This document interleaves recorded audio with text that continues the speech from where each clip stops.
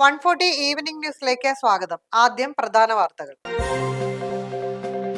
വാണിജ്യ ഗാർഹിക സിലിണ്ടർ വില കുറയും. പുതുക്കിയ വില ഉടൻ പ്രഖ്യാപിക്കും.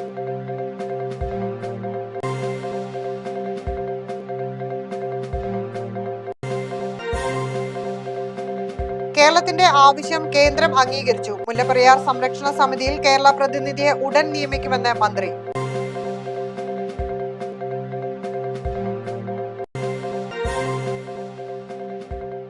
കോഴിക്കോട് റെയിൽവേ ട്രാക്ക് മുറിച്ചു കടക്കുന്നതിനിടെ ട്രെയിൻ തട്ടി 8 വയസ്സുകാരന് ഗുരുതര പരുക്ക്.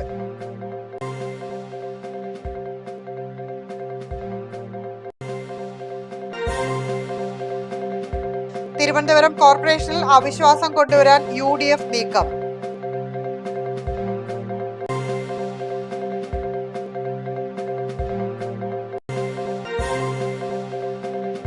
അയോധ്യ രാമക്ഷേത്ര തട്ടിപ്പ്. ട്രസ്റ്റ് സെക്രട്ടറി ചമ്പത് റായ് രാജിവെച്ചു.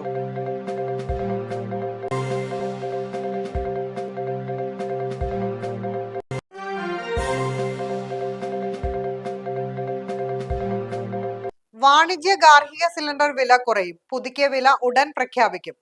രാജ്യത്തെ വാണിജ്യ സിലിണ്ടർ വില കുറയും. കേന്ദ്ര പെട്രോളിയം മന്ത്രാലയം എണ്ണ കമ്പനികളുമായി ഇത് സംബന്ധിച്ച ചർച്ച നടത്തി. ഗാർഹിക സിലിണ്ടർ വിലയും മാറ്റമുണ്ടാകുമെന്നാണ് സൂചന.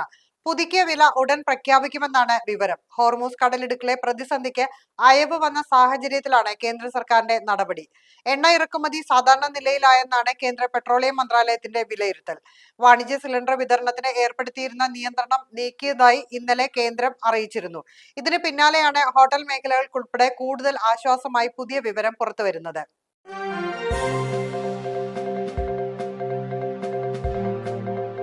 കേരളത്തിന്റെ ആവശ്യം കേന്ദ്രം അംഗീകരിച്ചു. മുല്ലപ്പെരിയാർ സുരക്ഷാ സമിതിയിൽ കേരള പ്രതിനിധിയെ ഉടൻ നിയമിക്കുമെന്ന് മന്ത്രി. മുല്ലപ്പെരിയാർ സംരക്ഷണ സമിതിയിൽ കേരള പ്രതിനിധിയെ ഉടൻ നിയമിക്കുമെന്ന് ജലവകുപ്പ് മന്ത്രി മോൻസ് ജോസഫ്. സുരക്ഷാ സമിതിയിൽ നിന്ന് കേരളത്തിന്റെ പ്രതിനിധിയെ ഒഴിവാക്കിയ നടപടിയിൽ പ്രതികരിക്കുകയായിരുന്നു മന്ത്രി. ഉത്തരവ് തിരുത്തണമെന്ന് കേന്ദ്രത്തോട് ആവശ്യപ്പെട്ടിരുന്നതായി അദ്ദേഹം പറഞ്ഞു. കേരളത്തിന്റെ ആവശ്യം കേന്ദ്രം പരിഗണിച്ചിട്ടുണ്ടെന്നും അതിനായി പ്രതിനിധിയെ നിർദ്ദേശിക്കാൻ രേഖാമൂലം കേന്ദ്രം ആവശ്യപ്പെട്ടിട്ടുള്ളതായും മന്ത്രി വ്യക്തമാക്കി. എത്രയും വേഗം കേരളത്തിന്റെ പ്രതിനിധിയെ മുഖ്യമന്ത്രിയുമായി ചർച്ച നടത്തി തീരുമാനിക്കുമെന്നും മന്ത്രി അറിയിച്ചു.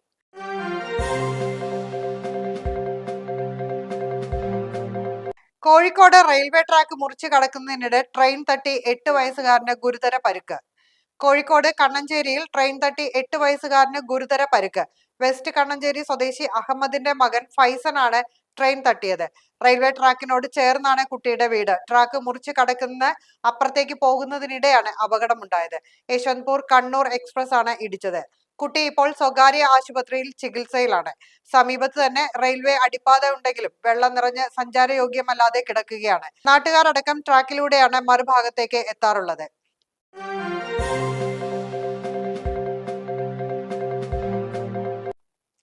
തിരുവനന്തപുരം കോർപ്പറേഷനിൽ അവിശ്വാസം കൊണ്ടുവരാൻ UDF നീക്കം. സത്യപ്രതിജ്ഞാ വിവാദത്തിൽ കലങ്ങിമറിയുന്ന തിരുവനന്തപുരം കോർപ്പറേഷനിൽ അവിശ്വാസ നീക്കവുമായി UDF. ഭരണസ്തംഭനം ചൂണ്ടിക്കാട്ടിയാണ് അവിശ്വാസ പ്രമേയം അവതരിപ്പിക്കാനുള്ള UDFന്റെ നീക്കം. ഇന്ന് വൈകിട്ട് ചേരുന്ന പാർലമെന്ററി പാർട്ടി യോഗത്തിൽ ഇക്കാര്യം തീരുമാനിക്കും. കൗൺസിൽ യോഗം വിളിക്കാൻ പോലും BJP നിയന്ത്രിക്കുന്ന ഭരണ സംവിധാനം തയ്യാറാകുന്നില്ലെന്നും ഭരണപരമായ ഒരു കാര്യങ്ങളിലും ഇടപെടുന്നില്ലെന്നും UDF ആരോപിച്ചു.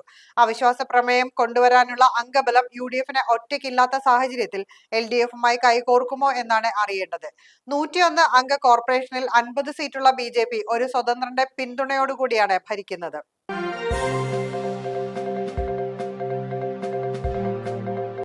അയോധ്യ ശ്രീരാമക്ഷേത്രത്തിൽ ഭക്തർ നൽകിയ സംഭാവനയിൽ നിന്ന് കോടികൾ തട്ടിയെടുത്ത സംഭവത്തിൽ ആരോപണ വിധേയനായ രാമജന്മഭൂമി തീർത്ഥ ക്ഷേത്ര ട്രസ്റ്റ് സെക്രട്ടറി ചമ്പത് റായ് രാജിവെച്ചു. രാമക്ഷേത്ര ട്രസ്റ്റ് അംഗം അനിൽ മിശ്രയും രാജി നൽകി. തട്ടിപ്പിന്റെ പേരിൽ 8 പേർക്കെതിരെ കേസെടുത്തിരുന്നു. കടുത്ത സമ്മർദ്ദത്തെ തുടർന്ന് ചമ്പത് റായ്ക്കെതിരെ നടപടി സ്വീകരിക്കാൻ സർക്കാർ തീരുമാനിച്ചിരുന്നു. ഇതിന് പിന്നാലെയാണ് ചമ്പത് റായുടെ രാജി. സംഭാവന കൊള്ളയിൽ ക്ഷേത്രത്തിലെ 2 ജീവനക്കാരെ ഇന്നലെ അറസ്റ്റിലായിരുന്നു. ഇവരുടെ വീട്ടിൽ നിന്ന് 10 ലക്ഷം രൂപ കണ്ടെടുത്തിരുന്നു. ക്ഷേത്ര ഭണ്ഡാരത്തിലെ പണം എണ്ണാൻ ചുമതലയുള്ള ജീവനക്കാരാണ് ഇവർ. പണം എണ്ണുന്നതിനിടെ മോഷണം നടത്തുന്നതിന്റെ CCTV ദൃശ്യങ്ങൾ കണ്ടെത്തിയിരുന്നു.